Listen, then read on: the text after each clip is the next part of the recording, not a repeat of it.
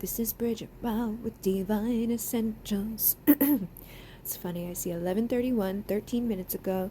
Some more synchronicities are always there for us to see. But I wrote this post, and like what often happens whenever I start writing, it doesn't really matter where or how or what. Sometimes, if I just allow, more comes than I expected to, okay? So I decided to read this like this so that I can share it to other places, because this is the community board of my channel, the Divine Essentials channel, and because I'm not like a consistent channel like community board user, it usually doesn't get a lot of traction and not a lot of people are going to see it or know about it. However, the information within it, I feel like other people out there could benefit from just hearing it. It may give you an aha moment for yourself, and it may even just help me with what I am doing, okay? So we do need to set intentions for everything we do. That's going to make things a lot better in our lives, because then we know what we're doing, why we're doing it, where we're going, and, we can make it clear for other people too. And the more people that are aware of what your intention is, or, where you're coming from, or what you are hoping to achieve, or why you're doing what you're doing, that can also eliminate a lot of confusion or unnecessary things that we don't need to have in our lives. So I did notice last night, the number one thing that I created for the Divine Essentials channel, there's over 80,000 views on it now, but week after week it always shows up. If I do anything with like these other apps that show you like, oh, what's your best thing, or what should you be doing to grow, or whatever, the Archangel Michael cut the cords meditation is always like number one. So I was going to say thank you to everybody who's listened or re-listened or shared it or liked it or whatever with it, with another. But I started a private one for a person, and it was weird because last night I did my theta work, okay? And then this time it was like we were eliminating our body, and that happened, and I was freaked out a little bit by it, but my body was gone and it was just consciousness. And then I could see things. And I'm not a seer, I don't normally see, and I have always been somewhat afraid of that ability, because I believe that we are conditioned to be that way about a lot of things. We expect it to be scary, or we expect something bad, or we, just fear the unknown. So last night, after losing my body and seeing energy and being a little freaked out, my first instinct was, let me open the vortex and call in Archangel Michael, cut any cords or any energies that are not of the light or good or around here. And again, intention. That is my intention. And opening sacred space, we open it with our intention. So if you get nervous or freaked out, or something's not feeling right, or you notice like disturbances or irregular things, or you just want to keep going with something, it's like you don't want to live in fear. Do what you need to do. And since I was a kid, my intuition, my instincts, I didn't even know who he was, really. I never went to church. I don't know how it was ever even a thing that I could consider to do. But at 3 a.m., when I was scared as a child, I would call to him. Archangel Michael is obviously ingrained there somewhere. So let's use it to our ability, if you resonate with that. Open the vortex and see yourself being protected by it, and transmuting anything around out, and transmuting anything that tries to come in immediately to a different space and place, unless it's of a high enough vibration of love. So I had started a private one, and at some point it felt like, I don't know if I was merging timelines or whatever, but I had attempted to record the private meditation for that person, and I also attempted to record a guided meditation for the channel for the thank you with the Archangel Michael. But like I said, I had done the theta thing earlier before that, where it programmed me to the point where I had been falling asleep, and the last thing said in that meditation is, now open your eyes and you are going to be wide awake and feeling better than you had. I went from being like in a sleep mode to up, into the bathroom, showered, and out, recording, okay? And I'm like, oh my God.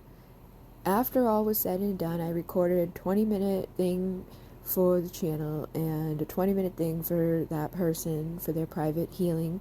And I don't even know. I wrote a bunch. I wrote a bunch of stuff. And I wrote out for her origin. I still have to just bring it all together because she also has art activation with the sound activation and her origin, writing. But all of this stuff played out. And I also received a message today from somebody that's been feeling suicidal and miserable, and I wanted to include something into that meditation that could help them. And I've noticed that people really like to see, they like what I read. They like the messages that I receive through automatic writing, and then I make a video of it where I read it to them, and, they're not like very long.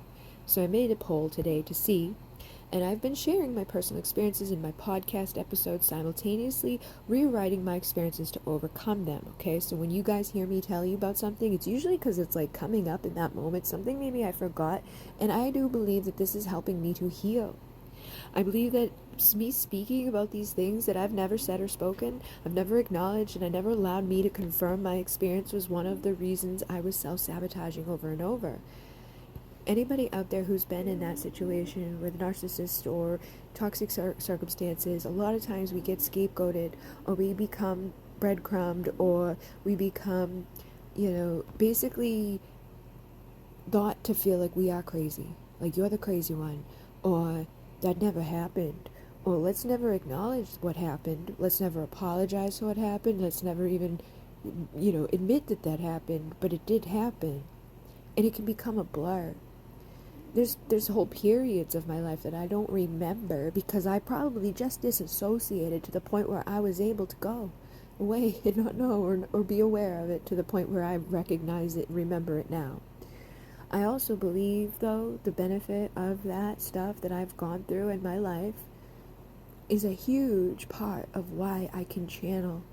It's a huge part of why I can help other people at times where they need help. I believe it's a part of why I've been able to shift things and realize things and overcome certain stuff and tap into altered states of consciousness or even explore for it. My dad reminded me today too, even when I was a kid, little girl, I've been different. Like, I read things that I wrote as a child, and it didn't seem like a child wrote it when I read it later. And even things that I write now, a lot of times I can see it's not me. And that's a big part of the spiritual work, is getting out of the way and letting spirit work through you and as you and into your world. And whether or not that's the right way to be, or whether or not whatever, it's just the path that I've been on. And when I seem to get out of the way and allow those things to come, profound things happen, things that blow my mind, things that I can speak, hear, understand, comprehend in those moments of me saying them and delivering them. But afterwards, when I shift out of the frequency or release that energy and I try to retrieve it or tell you about it, I can't. This me can't. And so it just proves to me and myself how multidimensional we are anyhow. But I think one of the reasons I was always self-sabotaging is because of that disconnect and things that I have been through. So I was self-sabotaging, and I remember the day I was, talking with my mom, and she mentioned about me writing a book, and I'd always known I was going to write a book. It's always been there since I was a little kid. I never knew what it was going to be about or anything like that. I just knew it was going to happen, and it will. But I had said, I was like, well, I know it will be after you are gone, because of that whole thing, that whole feeling of like, you can't bring this up, you cannot say your truth. What is the point of writing a book if you're not able to acknowledge things, or you feel like you have to sugarcoat or hide behind something? And I think that's been one of the reasons why I've struggled with the authenticity, because it was almost not safe to be authentic. You got a choice, like love from your family and your mom and acceptance, or tell the truth. Like, you know?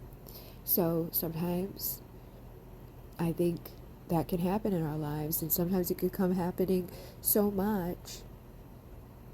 It's going to take some time for us to be able to even verbalize.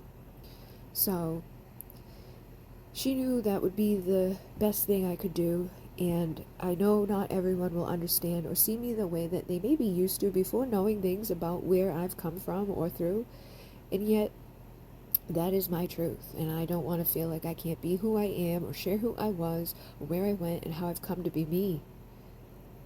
And I would hope that other people who have been in worse places or better places or different places that maybe somehow seem maybe like to be on the same frequency or level or degree of difficulties or whatever can inspire them to realize, like, you don't have to stay there forever. So one of the reasons I kept repeating cycles with people rising and falling is because no matter how many gifts I unlock and use, and no matter how many lives I change and see things that I've shared or helped in one way or another, it didn't allow me to believe I'm worthy or valuable on the level I need to know in order to grow and also remain in that place when I get there. I do not blame anyone but myself for the ways that I've self-sabotaged the life that I live, and I know my lack of boundaries and my lack of self-love and care has always pushed me to do too much or give to my own harm. I am grateful for the love and support that I've received from people all over the world, and if I had not allowed myself to overgive to those who showed up at times, usually behind the scenes, nobody can see exactly to the degrees that it plays in those ways. I in no way mean any of the subscribers or followers on my accounts. It's the things that nobody can see. It's the ones who get close to us that can become really difficult and hard. There are people and experiences a healer will not share or be able to say at times due to the nature of the job. Many times things returned in my life, like the stalker situation, that although not anyone external could begin to know what and how long and how many times it derailed my life because of the attention felt was fueling and keeping it there. They went to jail. They were stayed in jail for extended time. They were sentenced and kept locked up even after they had been arrested several times. They had been put on a bracelet to keep them from doing certain things. But I had to be silent for a lot of that, or felt that that was the best way to eliminate that person doing the things that they were. And I was also sick from Lyme. It was a bad time. There's many times and many people and many things that have come to me, my inner and outer struggles, and I have fought with myself, and I fought with the readings and the twin flames in general, because so many of those there are not a good thing overall. Healer wants people to heal, not fall.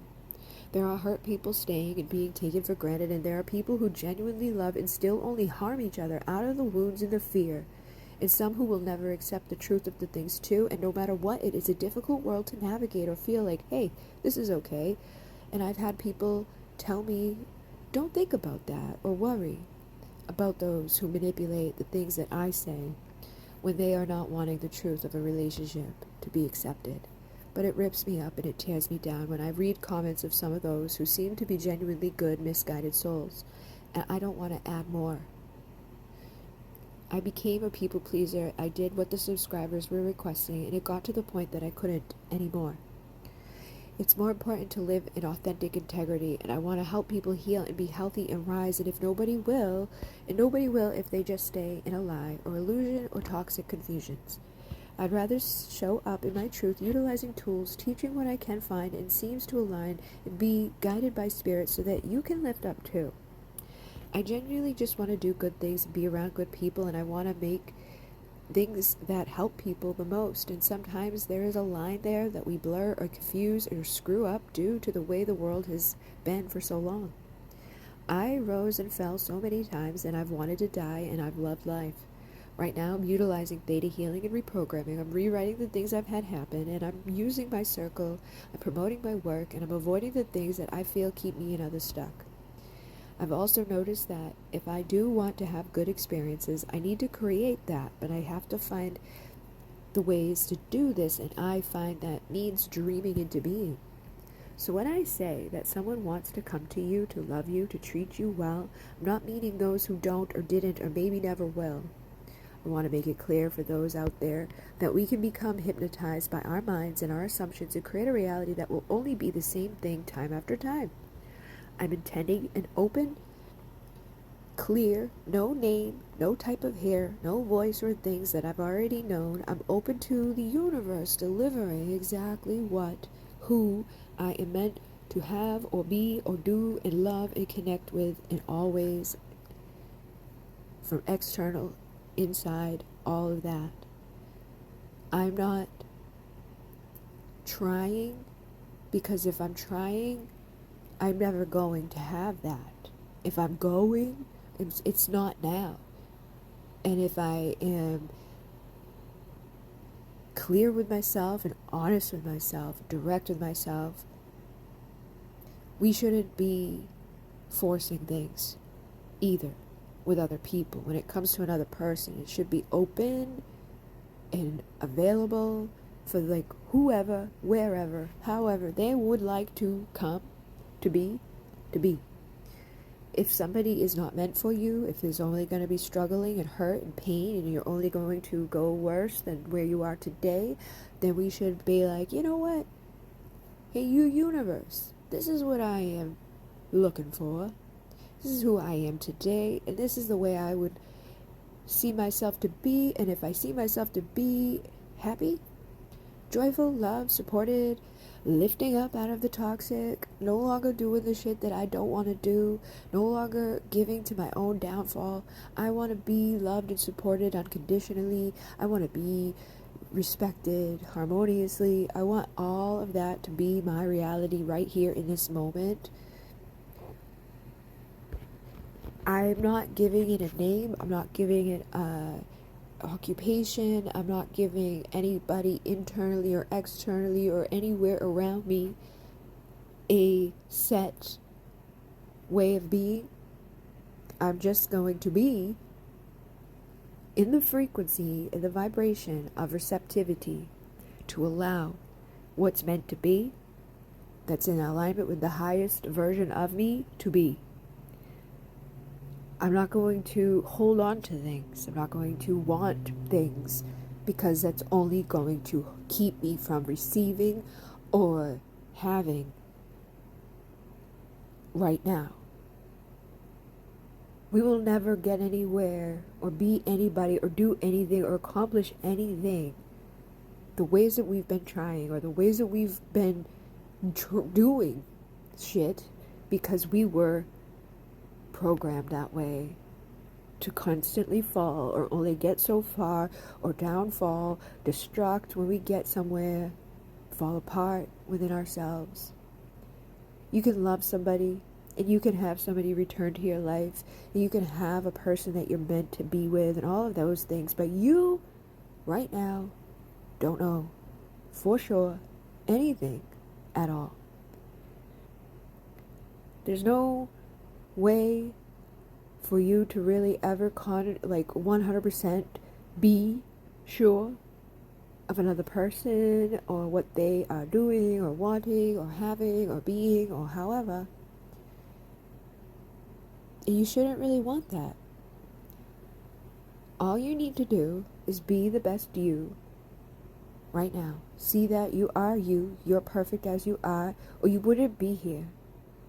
You would not be alive, you would not be breathing, you would not be doing, you would not have the opportunity to even do all of that things that you would maybe want to do or have done, could have happened at some time.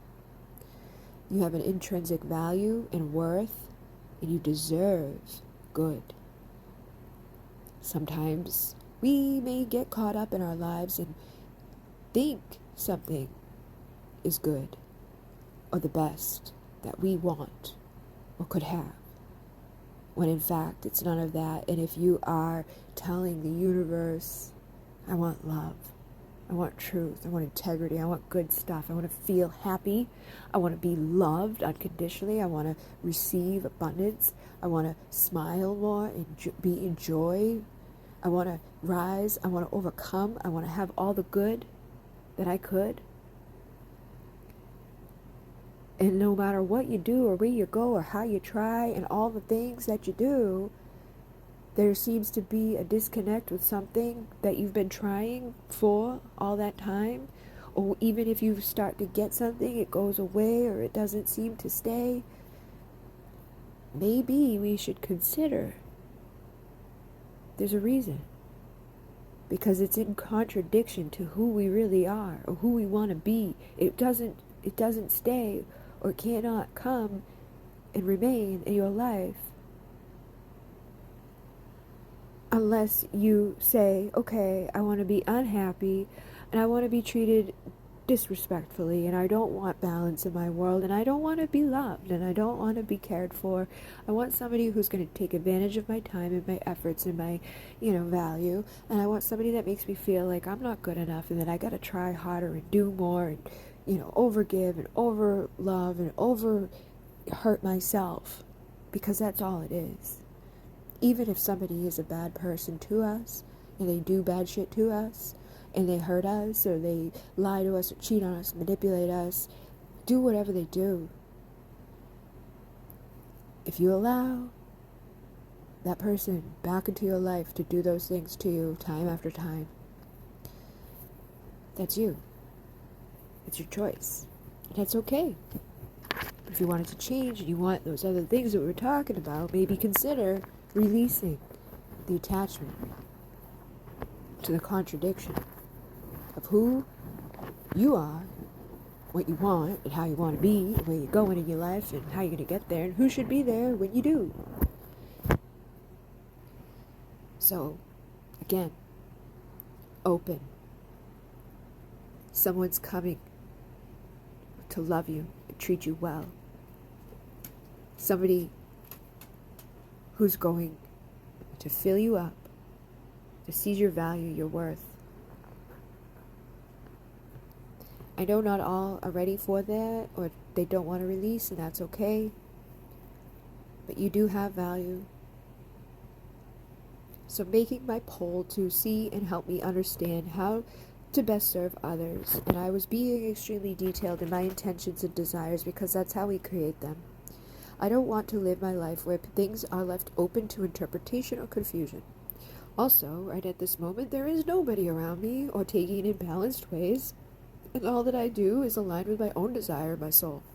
I've learned about things that I didn't realize about my mind and how I am in my day-to-day life, and so now I'm taking the steps to remedy things that were not at the best it could have been.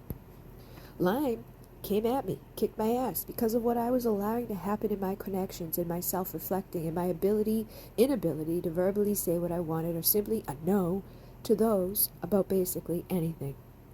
So I'm trying my hardest now to not allow or do those things, and I can show up for those I love and care about, but I don't have to over-deliver, and I can help make things and share that are free, but I also know I can create abundant opportunities. I need to remind myself daily to rest, eat, sleep, and things that I have not always allowed me to have because nobody taught me that. So we mimic what is shown to us in life, and I believe ADHD is a trauma response after many times and many years of these things that we often keep doing. It can be more pronounced in our lives. It's screaming at us and we run from it. And basically, we all have two parts of our brain. There's the knowing part, the knowledge part, and then there's the doing parts. So we can know what to do and how to do it. The ADHD basically means that there is a disconnect from those two. So we tend to need to find the right ways to get things done. The knowledge is enormous in this whole game of life. The more that you know, the more that you will grow. The fact that I was putting the manual for the Alcyon Light Healing class underneath my table where I could no longer see it in a place that's just not in a great place. Same thing with my decks. They're in the places that I cannot always see them. when you have ADHD, you have object permanence, which means if it's not in front of your face, you forget about it. You put a box somewhere full of items that it's like, ooh, Christmas, I forgot I had this, over and over again.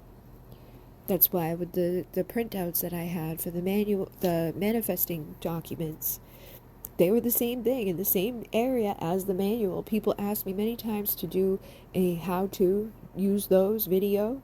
And I was like, yeah. But I never put it in front of my face. I never remembered to do it because I never saw it.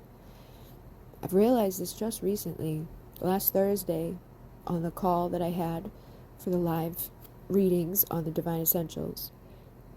I pulled the manual out, put it on my desk, and in less than a week I had a video posted for that. Same thing with the other papers here. They had actually made their way to another part of my room during my last cleaning time of rearranging. And I only brought those out for a very short time back into my view, and that video is now done and created and shared. So, sometimes we make silly mistakes and do silly things that don't really seem that they would really matter all that much, but they do. They really do. And if you are somebody on this planet that has been through trauma or experiences, because these things overlap. You don't have to be diagnosed ADHD. I've resonated strongly with a lot of what I've seen for a while about it. It's been slowly creeping up to me, showing me, and women usually are diagnosed in their late 30s. That's where I am. A lot of women are misdiagnosed early in life. They're told, oh, you're just depressed, here, take this, and it doesn't help. It makes them worse. Why? Because they're misdiagnosed, and they're telling them that there's something wrong with them that there isn't. So, forgive yourself, forgive others as many times as we need, and say when you need help, and allow you to be number one in your life. Give and receive without fears or agendas, and allow things to get better. It's duality that we live in. We may rise and fall many times, but it doesn't need to be so extreme. We also deserve support and the option to not support others when we need to love us instead. So if you find that people don't like that or leave when you choose to choose you first, then consider it a blessing and realize those who genuinely love and care will understand. So, hopefully this will help someone. And there's that 27.